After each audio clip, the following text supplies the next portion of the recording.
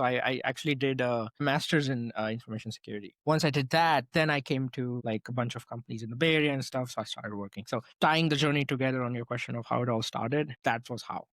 What do you think might have been the tipping point? Because you're doing security engineering over at Google now. Mhm. And, so personally, I've actually interviewed for, product lead security roles at Google before. And it obviously didn't work out. Otherwise we'd be, talking on a different medium. Right. But, it takes quite a bit of work to get to Google. They don't just hire anyone and everyone, you know, they really only want the very best. Right. And, I always got the feeling too, whenever I've interviewed with Google, that they were more concerned with your level of knowledge and how, customer centric you were rather than fitting, your responses into some format that, you know, something like Amazon would require, right? I mean, like I've been heavily coached for Amazon interviews, right? And they just drill it into you, this star format. And,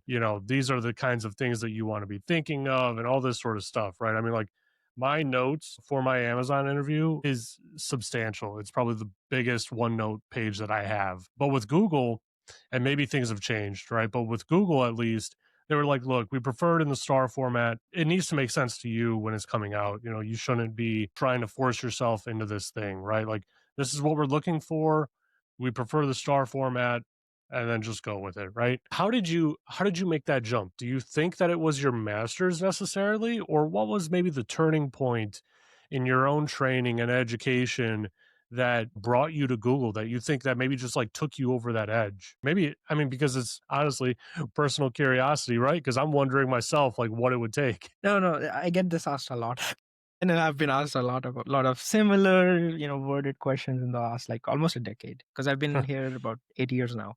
It's been a Wow. while. So obviously, like people don't comment on the hiring stuff too much outside. I always like, I've written this in my book as well on like getting started in security and stuff. But essentially, like, if you ask anybody this type of questions, it's, you know, I don't want to make this like a really like, oh, a huge thing. What I want to say is, I think for me, what I felt like was the key to really not just this role, but like even my previous, I was at Yahoo before, I was at Honeywell before.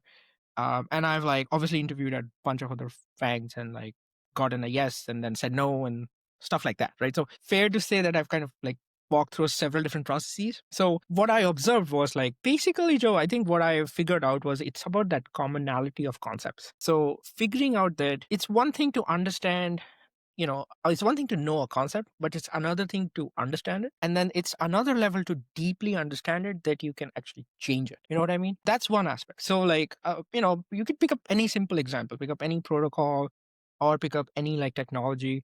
There's different levels of depth of understanding. And I think it's about mastering the fundamental concepts in a way that you can not only apply them, but you can critique them and figure out how to make a change such that it opens up a new way of using it or it overcomes gaps, right? So that's one part. The second part, as I talk about, I slightly alluded to this concept of I want to help people at scale, right? I want to help a lot of people and a lot of just the impact should be high. That sort of aligned with companies like these FANG companies, other large scale companies, because they have the scale of users, right? Products have billions of users. So if I have an impact there, it's going to directly affect that many people. So that was my thinking of why these types of companies, why internet companies. So one of the other aspects is very important, I feel, which people don't focus on in the beginning for good reason, because they're learning, is how to do things at scale. It's a very different concept. Very simple example is when you solve a problem using a for loop, it can only go so much in a certain amount of time. You can do, I don't know, 10,000, 100,000, and the moment it goes further, scale comes up, you have to start thinking differently about problems.